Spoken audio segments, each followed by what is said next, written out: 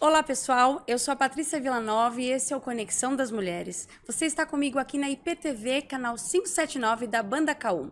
Hoje eu tenho o prazer de receber dois homens muito interessantes. São dois papais, são dois Tiagos, estão escrevendo dois livros, tem muita coincidência entre eles e a gente vai falar sobre paternidade. Um é o papai legal e o outro é o papai financeiro. Vamos lá? Bem-vindos, Papai Legal e Papai Financeiro, dois Thiagos com a gente. Pois é, né? Olha, xará, papai, os dois de preto. Os dois de sem preto, combinar. os dois tatuados. Só que eu não tenho cabelo. Um tem cabelo, Olha, o outro não tem. Eu ainda tenho algum cabelo. Que legal. Prazer estar aqui, viu? Obrigado pelo Que convite. bom que vocês aceitaram o convite. Dentro desse universo que agora a gente está explorando também, conversando com homens interessantes como vocês, eu achei... O Gal já esteve aqui com a gente, Legal. né? A gente já falou um pouco sobre o lado dele de ajudar aí os papais nessa tão difícil jornada que é criar um filho, né? Acho que a nossa atividade mais difícil da vida é criar um ser humano, trabalhar aí desde pequenininho na concepção de valores e tudo isso que a gente precisa ensinar para os nossos filhos. Então, você se apresenta. Daqui a pouco eu quero que o Thiago aqui, o papai financeiro, se apresente, por favor. Legal. Bom, eu sou o Thiago Godoy, pai da Angelina, de 2 anos e 6 para 7 meses.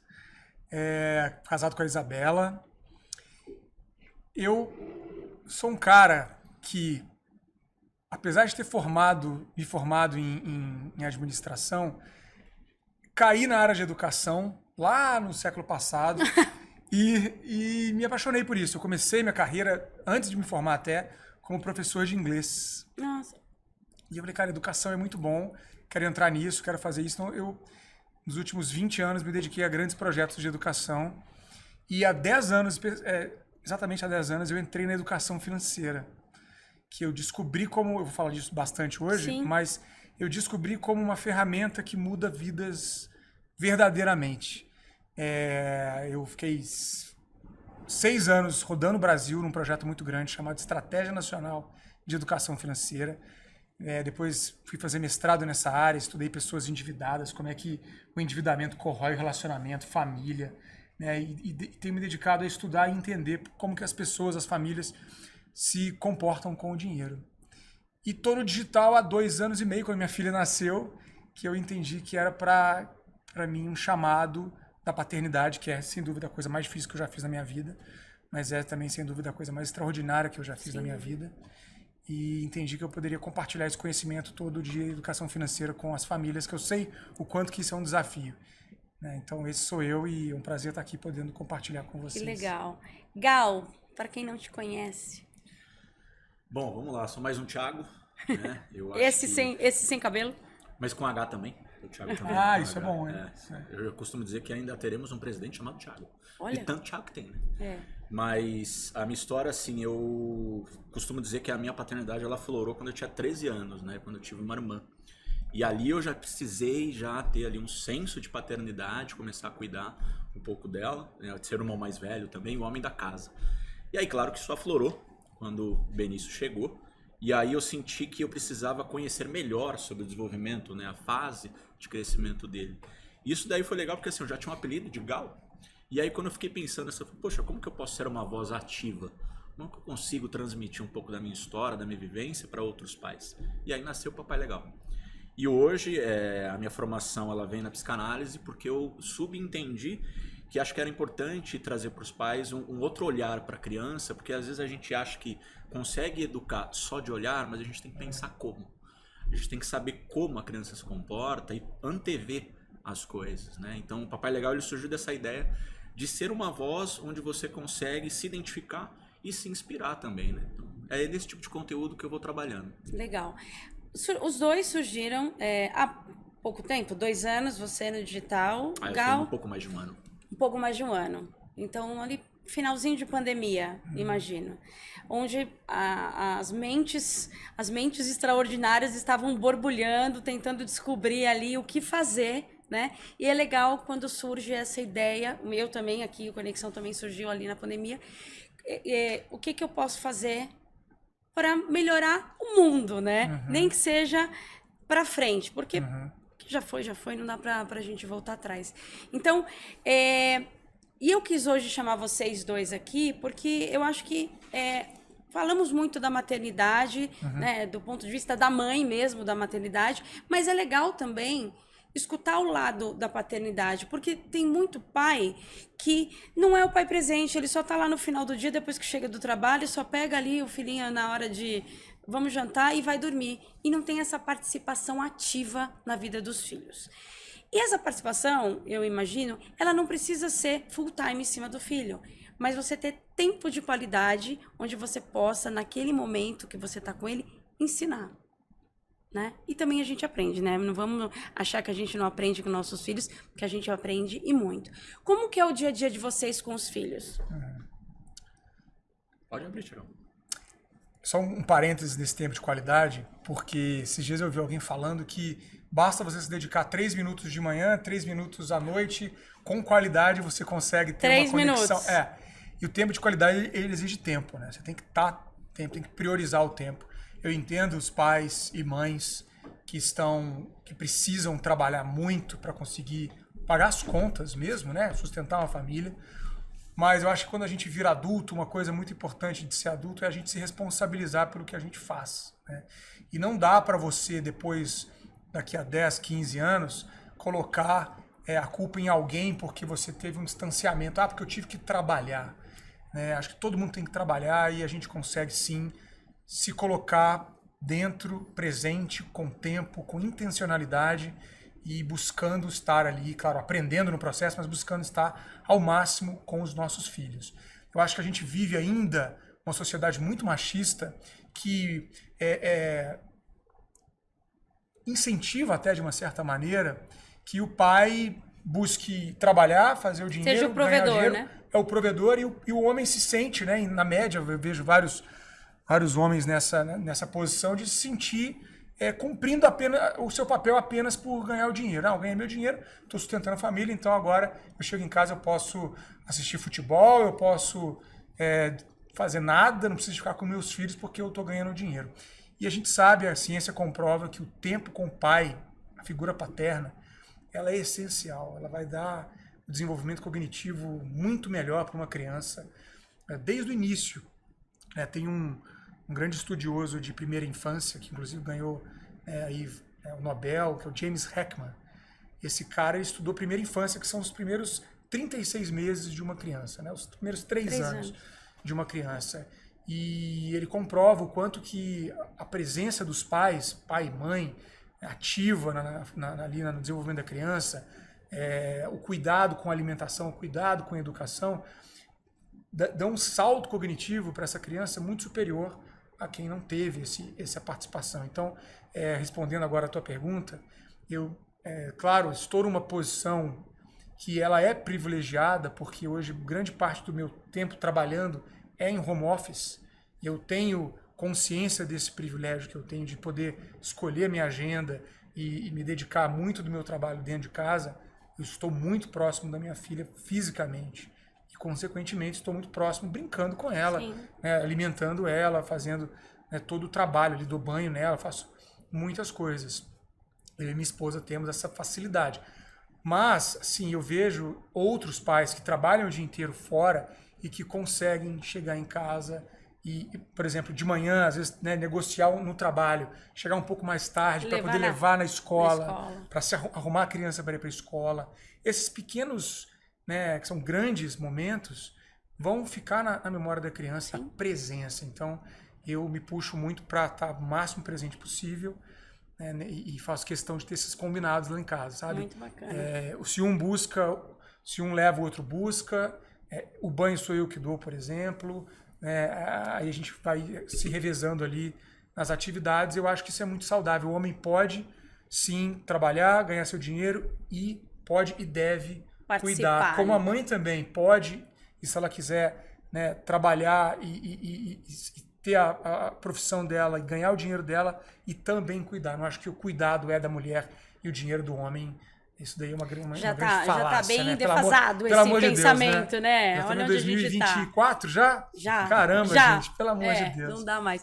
Gal, você é divorciado, né? Então, seu filho Benício tem 4 anos hoje. Como que foi esse processo? Bom, eu vou pegar o gancho do começo que você falou sobre a questão de ser presente. Então, é legal puxar um pouco do assunto. O Thiago está com a gente no livro que a gente está agora fazendo. A gente já vai falar sobre isso. O pai presente, mas assim, a importância disso você colocou sobre a questão de tempo de qualidade. Quando eu atendo alguns pais que falam realmente assim, ou não tem tempo, ou já se acham, ou já se consideram bons pais, pelo fato de prover as contas, né? Então, fala assim, poxa, mas eu não tenho muito tempo. Eu costumo dizer o seguinte, de fato você conhece seu filho? Você sabe qual que é a cor preferida dele? Você já alguma vez cortou as unhas do seu filho? Você já deu banho no seu filho? Então, assim, é o que você pontuou, Thiago, acho que com muita clareza, essa questão, os pequenos momentos que você tem durante o dia, dá para se tornarem grandes momentos, depois fazer uma boa infância, uma infância positiva, porque eu acho que os traumas que as crianças carregam hoje, e a gente carrega, de não ter um pai presente, vão perdurar isso e vão corroborar isso para alguns comportamentos no futuro, né? Sem dúvida. Às vezes você não consegue se manter num relacionamento, você tem baixa autoestima. Então eu vou muito mais no lado ali que vai trazer o impacto de você não ter um pai presente. Porque a gente já sabe os benefícios. A gente sabe que você ter hoje um pai que está com você no parque, que você lê um livro na hora de dormir ou que dê banho, a gente já consegue perceber assim como que a criança consegue se sobressair nesses primeiros anos de vida, né?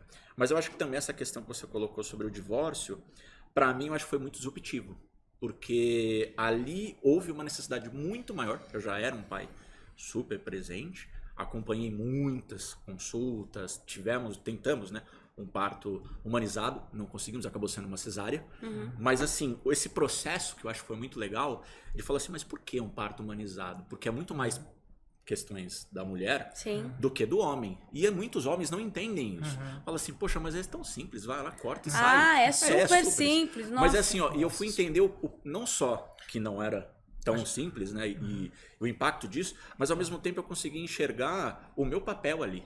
Porque como o Thiago pontou sobre a questão do banho, que ele tem essa negociação, eu já tive isso quando eu era casado, mas eu lembro que eu colocava assim, poxa, eu tô sempre devendo. A mãe carregou por 9 meses. Eu preciso sentir ele no meu corpo, dar banho junto com ele, porque a mãe passa o tempo todo.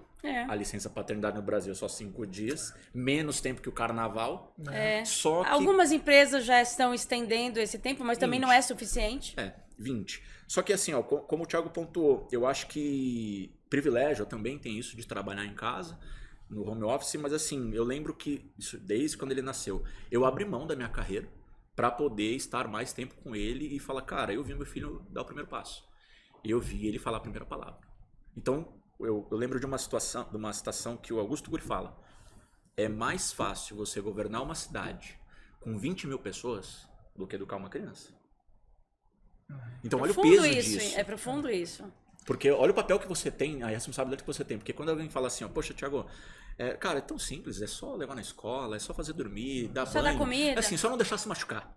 E aí eu falo assim, cara, você entende o peso que você tem, não é só na vida do teu filho, mas assim, na sociedade. Ele vai crescer um indivíduo com princípios e valores. O impacto que tem disso, por exemplo, o tratamento dele com a mulher, o tratamento dele com o filho dele. Então assim, não é somente, dou banho, pago as contas. Temos ali seu filho com guarda compartilhada, mas você tem que ter com a sua ex-mulher, mãe do filho, acordos de que certas coisas têm que valer igual nas duas casas, porque senão confunde a cabeça da criança. Vocês conseguem fazer isso de uma forma amigável? Funciona? Você tocou num ponto importante, Patrícia, porque assim, ó, na guarda compartilhada muita gente pensa que a residência fixa, que é onde ele fica mais tempo, é onde dita-se as leis. Na verdade, assim, a guarda compartilhada, tudo é dividido. A decisão da escola, como que ele vai, vamos marcar uma consulta. Então, assim, eu faço questão de ter esse acompanhamento, porque eu vejo ele quinzenalmente, pela regra. Mas eu faço uma ligação a cada 2 dias, a gente conversa bastante, pergunta como foi na escola, ele me liga. Então, acho que essa relação é importante, porque da mesma forma que ele vai crescer entendendo que existem 2 casas, e existem 2 pessoas que entraram, uma na vida dela e uma na minha vida. Então hoje foi legal a gente perceber essa evolução que ele teve desde o divórcio, porque a gente teve um acompanhamento de psicólogo.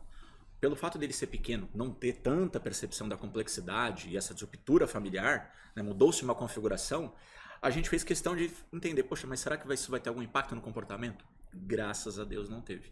Porque a gente soube como conduzir. Por exemplo, no começo do divórcio, a gente fez o quê? 2 dias em cada casa. Então a troca era tão rápida, ele não sentia esse distanciamento. Eu vejo meu pai, nossa, mas eu vi meu pai ontem, vou ver meu pai de novo amanhã e minha mãe. Então ele foi sentindo pouco. Com o tempo a gente aumentou o intervalo, só que isso daí ele já estava mais velho. Então, poxa, agora eu fico um tempo com a minha mãe e fico um tempo com meu pai. Então isso facilitou para que ele tivesse essa percepção. Eu tenho 2 famílias, mas a rotina nas casas é igual. Então a hora de tomar banho, a gente ora antes de dormir, lê uma historinha antes de dormir, domingo tem culto. O processo é o mesmo. O que muda é que eu não levo para a escola todo dia. Né? Mas, por exemplo, hoje eu busco na escola. Passo fim de semana, segunda eu levo na escola. Então eu sei onde estuda. As professoras me conhecem. Sim, então essa relação é o que a gente conversou. Tempo de qualidade não é quantidade, é a forma. Isso em tudo, né? Qualidade não quer dizer quantidade, em tudo, né? Você vê, né, que interessante. Eu sou filha de pais separados desde os meus 5 anos. Eu me lembro do dia que meu pai saiu de casa. E, infelizmente, não teve. E eu acho que naquela época, e até hoje em dia, provavelmente, dependendo dos motivos pelos quais ocorreram uma separação, a criança sempre vai ser o impacto maior a que vai sofrer. Certamente eu carrego os meus traumas, sabe? Invisíveis. Eu vou me emocionar aqui, mas enfim. A gente carrega isso, né? E não pensando... Porque eu não tinha tempos com meu pai. E fui ver meu pai muito tempo depois. Foi uma história bem diferente, assim. Então, hoje, quando as pessoas se separam, casamento não precisa ser eterno, né? Desde que as pessoas não estejam ali se entendendo mais e tudo, por conta dos filhos, que também não é saudável os filhos estarem num ambiente onde não flui a paz e as coisas não acontecem de uma maneira bacana. Mas que se houvesse rompimento, o quanto melhor você puder ter relação com a outra pessoa é importante, né? Porque deixa de ser uma família, né, deixa de ser um casal, mas não deixa de ser uma família, né? Sim. Então é muito importante esse acompanhamento aí, e quem dera as famílias que se separam hoje pudessem olhar com esse carinho, com essa atenção o comportamento, né? Agora, quer complementar? Não, e acho que assim, uma coisa que você falou que eu acho muito, muito importante, e para os pais aí que são separados olharem, principalmente os pais, né, o homem, a participação do pai, da mãe, dentro da escola do filho, é uma das coisas que mais dá chances para essa criança se tornar um bom aluno. E isso você não precisa necessariamente ter uma relação maravilhosa com a sua ex-mulher, né? Você não precisa ter uma relação incrível com ela para você ir na escola, conhecer os professores, participar das reuniões de pais, estar ali junto com a criança no desenvolvimento educacional dela. Vejo muitos pais que se separam e não participam mais da vida escolar da criança, delega tudo para a mãe, ou a mãe não consegue. Eu aprendi isso ainda lá quando eu estava na faculdade, quando eu fui professor de inglês. Era professor de inglês de adultos, mas um belo semestre lá me entregaram uma turma de alunos de 11 anos de idade. Foi um baita desafio, eu tinha 20 e poucos anos. Nossa. E uma turma de 11 anos de idade, eu nem formado em pedagogia era. A fase fácil, 11 anos ali, né? Nossa, foi maravilhoso. Adolescência. Mas foi muito interessante porque a primeira reunião de pais, eu tinha uma turma de 18 alunos, e tinha lá uns 4, 5 problemáticos e uns 4, 5 muito bons. E o resto era meio médio, né? Eu me lembro que na primeira reunião de pais foram 4 mães. As 4 mães das 4 melhores alunas da minha turminha. E aí isso marcou, assim, pro resto da vida, porque, inclusive, eu faço questão de estar, né, na escola da minha filha, porque as 4 melhores alunas eram melhores alunas porque as mães se interessavam pela educação delas. Não era o contrário. Não é assim, a mãe vai lá porque a menina é boa. Não, ela é boa, a menina é boa porque a mãe tá lá. Com certeza chega em casa, faz dever junto, mesmo não sabendo o conteúdo, tá ali do lado, estudando junto com a criança. Isso faz toda a diferença na vida da criança, porque a criança precisa de presença, apoio, amor, e esse incentivo faz ela ter um rendimento acadêmico muito melhor. Sem então, dúvida. Parabéns por estar próximo da escola do seu filho. A gente não pode também achar, né, que começa a alfabetização, a responsabilidade é da escola, né? É um engano absurdo. Metade, meio a meio. Eu acho que é meio a meio. Você está presente ali. Tem dias que minha filha chega e quer fazer estudando matemática de um jeito que completamente diferente do que eu aprendi. E às vezes eu falo, filha, desse jeito eu não vou conseguir te ajudar. Eu acho melhor você perguntar para sua professora, senão se eu for te ensinar do meu jeito, conta de divisão lá, eu vou confundir a sua cabeça. Né? Mas eu tô ali no apoio. Mas o fato de você estar lá já faz toda a diferença. A presença integral. Também. Mas você tocou num ponto tão crucial, você também, Thiago, que foi o seguinte. Agora, o Benício está com 4 anos, ele ainda não é alfabetizado. Não é, tá? E aí eu e a mãe, a gente teve essa conversa de alfabetizar em casa. Claro, não somos professores, mas o processo inicial de alfabetização começa, por exemplo, uma letra. Entendendo cor. Isso daí, a criança, número, o que é 1? Quando a gente fala, o Thiago vai entrar nesse ponto agora sobre educação financeira, ele conta até 10 em inglês, inclusive. Até bonitinho. 10, ele falou, poxa, agora vamos aprender inglês? Ele sabe escrever o nome dele, Benício.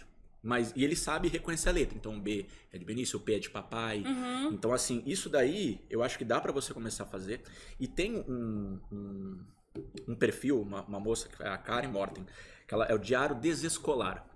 Nossa, o que essa mulher sofre no Instagram, porque muita gente acha que o que ela ensina, os cursos que ela dá, é para você tirar da escola e fazer o ensino em casa. Né? Mas não é, o homeschooling não é isso. Você pode agregar. Sem dúvida. Quantas vezes a gente já, até com uma propaganda gratuita que a gente vai fazer agora, mas quantas vezes a gente falou do Kumon? Tem gente que deixa de ir pra escola, porque acha que Kumon é só, nossa, tá com problema de conta, não sabe fazer conta. Cara, aquilo lá não é um reforço, aquilo lá agrega, ajuda a criança a entender melhor, porque às vezes tem alguma dificuldade. Então, assim, o ponto que você colocou sobre a alfabetização, e aí você colocou sobre a questão de deixar somente com a mãe, é carga mental. É o que eu mais converso com os pais, que eles falam, pô, cara, mas eu já pago as contas. Poxa, eu já levo meu filho no parque. Disso? Muito. Porque a gente vem de uma estrutura machista. E também tem, Thiago, sabe uma coisa que a gente fala muito, eu já falei isso até com Piangers, teatro masculino. O homem, ele quer ter esse título. Não, aqui na minha casa quem manda sou eu. Esse protagonismo, né? Eu que mando, eu que pago as contas. E na verdade, cara, quando você vai perguntar pra ele, por exemplo, você sabia que seu filho não tá bem na escola? Você sabia que semana passada teve reunião de pais? Você sabia que o desenho favorito dele não é esse que você comprou esse brinquedo? E aí você começa a pensar, putz, realmente... E ele fica bem sem graça, imagina, né? Cara, é porque quando a gente coloca na realidade, o pai vem a outro ponto que a gente fala sobre fraqueza. Nossa, eu vou ter que então agora, vou ter que reconhecer as minhas limitações. Não tem problema nenhum chorar, não tem problema nenhum você desabafar. E aí entra o ponto da importância de fazer uma terapia, da importância de você ter um momento de entender o teu momento. Poxa, mas será que eu estou conseguindo conduzir o meu trabalho e ir na minha casa? Não dá para ser um bom pai e ser um péssimo marido. Não dá. Acho que é equilíbrio, né? Você não vai ser bom o tempo todo em tudo, mas você pode ser dedicado o tempo todo em tudo. Não é verdade? E disposto. Então, disposto, né? Disposto. E aí tá dentro de cada um o que você quer, né? Com seu filho. Porque isso sai da zona de segurança da pessoa. Quem fala muito de zona de conforto, eu não gosto dessa palavra, é zona de segurança. Porque a gente se sente seguro interpretando um papel o qual a gente foi ensinado a interpretar. E cômodo, né? E o homem é isso, o cara fala, não, já cumpri meu papel aqui, que é de pagar conta. E quando ele vai para uma outra esfera, que é cuidado, que é estar próximo de um outro universo que ele não foi ensinado, ele não está dentro da zona de segurança dele, ele está ali se expondo a críticas, a erros, a negociações que ele não está preparado. Não está preparado. Vamos lá. Papai financeiro. Você tem a Angelina, de 2 anos e 7 meses, e você vem aí de uma parte de educação financeira para adultos e famílias no geral. Em que momento você achou que seria interessante, de repente, criar esse perfil de papai financeiro e começar a ensinar as famílias, né, a introduzirem esse assunto de dinheiro na vida das crianças? Em que momento que isso deve ser feito? Começou muito antes de eu criar o perfil, né? Eu, na verdade, tive a oportunidade de entrar num projeto que foi o maior, né? Na verdade, até hoje porque não teve um maior projeto de educação financeira já desenvolvido no mundo, que foi a Estratégia Nacional de Educação Financeira, que o Brasil desenvolveu.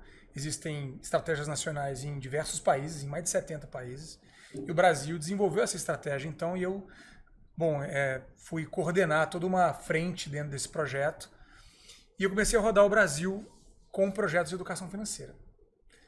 A gente fez com aposentados, com mulheres de baixa renda e com escolas públicas do ensino fundamental e do ensino médio. E ele atingiu centenas de milhares de pessoas. Nessa época, a gente avaliava o impacto dos projetos. Então a gente via o que funcionava. Desenvolvia metodologia, implementava, avaliava o impacto, comparava com o grupo que recebia, com o grupo que não recebia. Tá. Chama Random Control Trial, que é o nome da RCT. Você compara alguém, um grupo que recebeu o projeto e um grupo que não recebeu, para ver a diferença. A gente começou a ver as diferenças de aprendizagem e comecei a entender que o problema vinha antes, era muito anterior ao conhecimento técnico. E aí eu fui estudar isso sozinho, né? Fui fazer um mestrado e estudar pessoas endividadas, famílias endividadas. Fiz uma parceria com o Serasa e estudei 400 pessoas endividadas. E nessa época eu comecei a mergulhar na psicologia do dinheiro. Caramba! Que é o que eu fui entendendo, as crenças que vêm da família, que vêm da infância, que vieram dos pais, dos avós, dos bisavós, são determinantes da maneira como você se comporta com o dinheiro quando você vira adulto. E aí foi batendo os cliques em mim e eu comecei a entender que o problema está na família. Você pode aprender a investir, você pode aprender a fazer um curso aí e entender os investimentos, entender o que é um CDB, o que é uma LCI, uma LCA, o que é um fundo de investimentos imobiliário. Você pode entender tudo isso tecnicamente e mesmo assim não conseguir ter uma vida financeira equilibrada. Porque não está em saber quanto que rende a Selic. Isso é importante? Claro que é. Mas isso é a ponta do iceberg. A base do iceberg está na sua relação familiar, na forma que você construiu a visão do dinheiro, principalmente no início da sua vida. Então, o papai financeiro surgiu quando eu me tornei pai e eu entendi que eu deveria fazer isso com a minha filha. Então, por que não compartilhar isso com as famílias? Então, e deu muito certo. Tem dado certo. Eu tenho recebido, assim, é irônico pensar nisso, né? Porque hoje 71% das pessoas que estão lá, por exemplo, no Instagram, que é a minha rede social principal, 71% são mulheres. E eu falo de dinheiro e paternidade. Sim. Quer dizer, os homens ainda estão devagarinho ali, porque de fato fogem desse assunto, né? Mas eu entendo que está dentro da família essa transformação. Para você levar a educação financeira para os seus filhos, você tem que ter uma boa educação financeira. E ela está na maneira que você se comporta, no exemplo que você é no uso do dinheiro dentro de casa. Se você... Coisas do dia a dia. Você compara preço antes de comprar uma coisa, você vai lá é impulsivo, vê a promoção e já compra. Você faz lista de mercado, você compara preço para você ir no mercado com uma lista, um teto para você, né, conseguir ter um controle da sua renda. Você tem planos para o futuro, você planeja suas férias do ano que vem. Se puder dar uma dica para uma família que está começando aí, tem filho pequeno, qual que é a idade ideal para mostrar o custo? Porque uma coisa custa, outra coisa é valor, né? Para você mostrar que existe o dinheiro é uma moeda de troca. Em que momento que você introduz isso para uma criança? Ela começa a observar e perceber desde quando ela está formando a linguagem dela. Então ela consegue entender essa dinâmica, claro, de forma muito abstrata, ela não tem consciência do que é o dinheiro, mas ela começa a ver. Então a primeira educação financeira que ela vai receber é da maneira que você lida com esse assunto dentro de casa. Se você fala ou não fala, se você fala de uma maneira saudável, de uma maneira equilibrada ou não. Por exemplo, se você briga por dinheiro na frente de uma criança de 2 anos, ela vai entender que você está brigando por alguma coisa que ela não sabe ainda o que é. E ela vai formar uma visão da entidade dinheiro na cabeça dela desde muito cedo. Então começa antes dela entender qualquer coisa. Agora, você pode sim falar desde muito cedo, quando ela pede as coisas, né? Começa assim, ela pede tal coisa, você correlacionar isso ao dinheiro.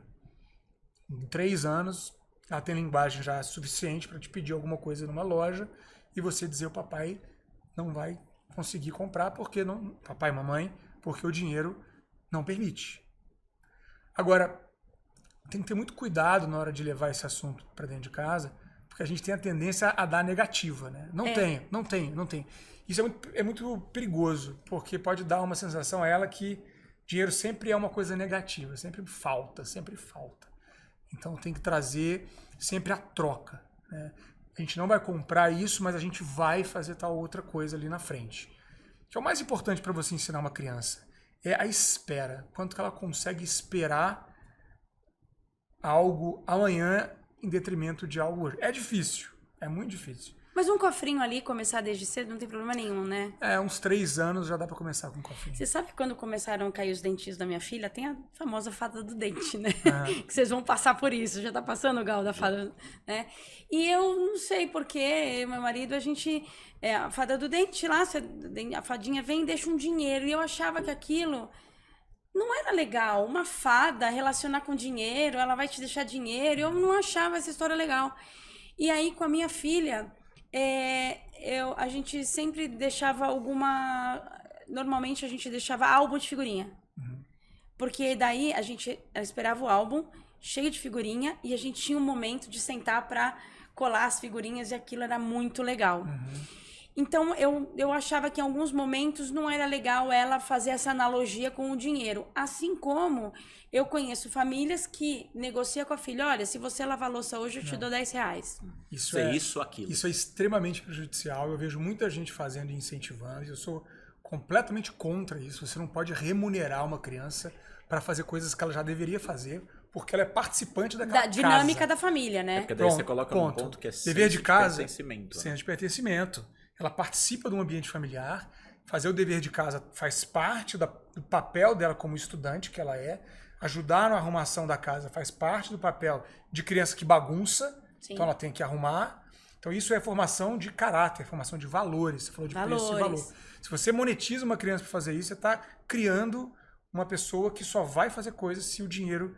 E não é assim que funciona a sociedade. Vira uma criança dinheirista, né? Uma criança e um adulto, né? Isso é trágico. Eu acho que corroborar o que o... Só corroborar que assim, vira um adulto imaturo.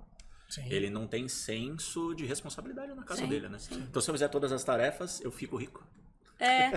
E assim, você está criando... Não é assim que funciona a sociedade. Você não faz as coisas totalmente em troca de dinheiro o tempo inteiro. Pelo contrário, né? O dinheiro é uma consequência de uma coisa muito maior que é você ter um trabalho. E aí a importância do trabalho ela não está só no dinheiro. Você tem que ensinar desde muito cedo isso. Quando você vai trabalhar, por exemplo, é muito perigoso você falar assim, papai tem que sair para trabalhar, mamãe tem que sair para trabalhar porque precisa pagar as contas. Precisa ganhar o dinheiro. Você está criando o que a criança pensa? Uma criança que não tem maturidade, ela vai entender assim, então quer dizer que eu vou ter a falta do meu pai, da minha mãe aqui, para pagar a conta. Para dinheiro é ruim, porque é para pagar a conta. Não é, o trabalho é muito mais do que isso. Estou saindo para trabalhar, que eu gosto, mamãe, né? Porque eu faço tal coisa que eu gosto. Eu estou ajudando as pessoas quando eu trabalho, estou criando valor para a vida das pessoas quando eu trabalho e, em consequência, também tenho dinheiro para a gente fazer as coisas aqui de casa, para a gente poder viajar, passear, comprar os brinquedos. Então, é uma somatória. Dinheiro, você pode remunerar uma criança? Pode. Para ela fazer, por exemplo, coisas extras que não estão no papel dela dentro daquela casa. Quer cortar uma grama. De forma lúdica. De forma lúdica, de forma... Né, é claro que ela se sente incluída e agregando valor para além do que ela já tem que agregar. Naquela casa, você pode sim dar incentivos financeiros para ela. Olha que interessante. Esses dias atrás, a minha filha faz pulseirinha. Eu sempre trago situações aqui para trazer, porque assim, a vida como ela é mesmo, né? A gente não tá falando de coisas que estão longe da gente, estão muito próximas da gente. Ela, sabe as pulseirinhas? Tem a fase das pulseirinhas de miçanga, de elástico e tal. Aí foi uma amiga dela em casa, era um domingo, tava meio chuvoso, não dava pra ir na piscina e tal. Vamos fazer pulseirinha? Fizeram um monte de pulseirinha. Aí ela falou, mamãe, eu posso descer pra vender? Filha, pode. Pode. Ela que do nada já Do nada. A gente essa. Pode vender? Falei, pode. Bom, ela foi, desceu com a menina, só que elas foram de apartamento em apartamento, tocando Quase campainha. Halloween, né? Eu sei que essa menina, no final do dia, quando veio buscar a menina, é assim, elas ganharam R$50 cada uma. Claro que teve gente que pagou mais. A mãe da menina falou assim, nossa, de domingo eu sempre gasto muito dinheiro, eu vou começar a trazer ela pra cá pra ganhar um dinheiro. Mas assim, elas entenderam que existe uma troca, que existe, né, uma forma saudável delas conseguirem dar valor para alguém, né? Tá entregando um bem para alguém. A gente precisa entrar num assunto agora, que é um livro que vocês dois estão escrevendo, que é o Papai Presente, que tem lançamento previsto para... Primeira semana de agosto. Primeira semana de agosto, perto ali do Dia dos Pais. Perfeito. Gal, você é o coordenador desse livro. O que é esse livro? Legal, obrigado. E ó, a gente tá acabando, vai ter que ser muito rápido. Obrigado pela oportunidade. Estou coordenando junto com a Patrícia Cury. Então é um livro que ele vai trazer a premissa, assim como eu e o Thiago, inspirar outros pais nessa pluralidade paterna, que assim, dá para você ser um pai presente, de acordo com o tempo que você tem, com a limitação que você tem, mas mostrar para o teu filho, que eu vou corroborar o que o Thiago pontuou sobre essa questão do dinheiro, que é crianças são esponjas associativas. Tudo que você faz, ela vai absorver e vai associar. Então você tem que entender que o teu comportamento na vida do teu filho, não importa a idade, lá na frente ele vai ter uma lembrança, assim como você teve do seu pai, Sim. que pode ser positivo ou negativo. E a ideia do livro Pai Presente é exatamente essa. O presente tem diferentes perspectivas. Seja da forma que você pode ser. Sim. Faça o seu melhor. Sim. Aí vocês convidaram vários É um livro pais. de coautores. São coautorias, 30 coautores. Inclusive o Thiago Papai vai estar com a Financeiro é um dos... Para falar um pouco, claro que o tema dele vai ser sobre essa questão financeira, na importância de trazer isso já na primeira infância. Mas eu acho que o mais legal do livro é que todo mundo vai conseguir se identificar. Porque não é somente a história que você tem, que é única, que você vivenciou, mas ao mesmo tempo é a forma que você se expõe. É a forma que você mostra para o mundo a capacidade que você tem de ser um bom pai. De você ser um pai presente. Muito bacana. Tô muito feliz de participar desse livro e trazer, acho que ali, né, além de levantar o tema de forma ampla e com diversos assuntos correlatos à paternidade, que são inúmeros, trazer esse viés, porque a gente está falando aqui de coisas que se conversam, né? que vão estar no diálogo do dia a dia com a criança. Você fez uma pergunta ali sobre dinheiro, apresentar dinheiro, e eu quero trazer assim, que a educação financeira de uma criança ela é muito além da questão financeira. A gente está falando de ensinar a criança a lidar com recursos, que podem ser desde a comida dela, que ela não pode deixar no prato, porque não se joga comida fora, não se desperdiça, até assim, apagar a luz quando ela sai do quarto, não demorar demais no banho, coisas do dia a dia que é de consciência, a gente está falando de sustentabilidade. Sim. A gente está falando de saber aproveitar o que você tem, dar valor ao que você tem e não desperdiçar, não ser alguém que é relapso com as coisas. E aí, claro, vai incluir o dinheiro, mas depois, um pouco depois, né? Então, tudo isso é consciência, tudo isso é educação, tudo isso é o nosso papel como pai dentro de uma sociedade que precisa levar essa mensagem para que os pais dessa geração sejam mais conscientes que os pais da geração anterior, que a gente está formando filho, filha, e não está formando uma criança, a gente está formando um próximo adulto, um próximo pai, uma próxima mãe, um próximo marido de alguém. Então a gente tem que ter muita responsabilidade na hora de falar com essa criança. Então eu estou muito feliz de poder estar dentro dessa iniciativa. Bacana. E você também tem o seu livro. Tenho o meu livro, Emoções Financeiras, inclusive trouxe aqui para vocês. Eu ia te perguntar sobre esse amuleto também. Eu vi que você pegou um... Esse é o amuleto, que é o que eu carrego aqui no peito. Essa versão aqui é de acrílico, não é de ouro ainda, mas quem sabe traga de ouro para vocês. Mas funciona, tá? O amuleto funciona, traz a intenção, que eu acredito muito na questão da intencionalidade, né? Que é o seguinte, a nossa relação com o dinheiro, ela antes dela encontrar o nosso cérebro, ela vem aqui dentro do nosso coração. Nossa relação com o dinheiro ela é emocional, porque todas as nossas decisões são de origem emocional. Para além do dinheiro, todas as nossas decisões elas vêm da emocionalidade. Na verdade, o que a gente chama de razão é apenas uma tentativa de organizar a emoção. Tem um psicólogo americano que eu gosto muito, ele fala, Wilfred Bion, ele fala o seguinte: a razão é escrava da emoção. Caramba. E só existe para racionalizar a experiência emocional. Toda a experiência é emocional. Quando a gente entende isso, a gente começa a entender na prática por que a gente toma decisões ruins com o dinheiro, por que a gente gasta mais do que a gente ganha, por que a gente entra em roubada e se enrola e entra num caos, porque não está exatamente em você saber calcular, né, quanto que você está gastando. Sim. é muito antes a isso. E isso que eu trago no livro, Emoções Financeiras, eu trago psicologia do dinheiro aqui, economia comportamental, temas que já são estudados aí por pessoas no mundo inteiro. E eu, claro, trago numa linguagem simples, com exercícios, com dinâmicas, para a pessoa em 3 semanas se aprofundar nessa metodologia que eu tenho. Perfeito. Trabalhar autoconhecimento, autorresponsabilidade e autocontrole, que eu chamo de montanha dos 3 autos. E, bom, não vou dar spoiler aqui não, quem quiser, tô fazendo aqui o jabá do livro, né? O jabá do livro. Então, ele entrou na lista de mais vendidos, já está realmente indo para a 3ª edição em 10 meses que eu lancei. Então, acho que está fazendo sentido para muita gente. Com certeza. E tem o teste dos avatares financeiros aqui também. Oh, que bacana. Você descobre o seu avatar, eu trouxe um para você. Muito tem um obrigada. careca. Muito obrigada. Tem um avatar careca? São bichinhos, são águia, trouxe um amuleto Obrigado, também para Thiago. vocês. E, então o amuleto é o coração, a emoção e... A relação com o dinheiro começa no nosso nosso coração. A gente vira a chave quando a gente se encontra primeiro antes, aqui dentro do coração, e, claro, direcionado às questões financeiras para a gente depois entender para onde a gente vai. Perfeito. Esse que é o significado. Legal, Perfeito, muito sensacional. obrigada. Meninos, agradeço muito a presença de vocês. Desejo muito sucesso nessa jornada, primeiro de paternidade e depois dessa construção que vocês têm aí do papai financeiro e do papai legal. E quero que vocês venham aqui quando o livro estiver escrito já, fazer um lançamento com a gente também. Veremos. Tá bom? Muito legal. Prazer. Gente, ficamos por aqui com esses papais maravilhosos. Um beijo e eu te vejo no próximo episódio.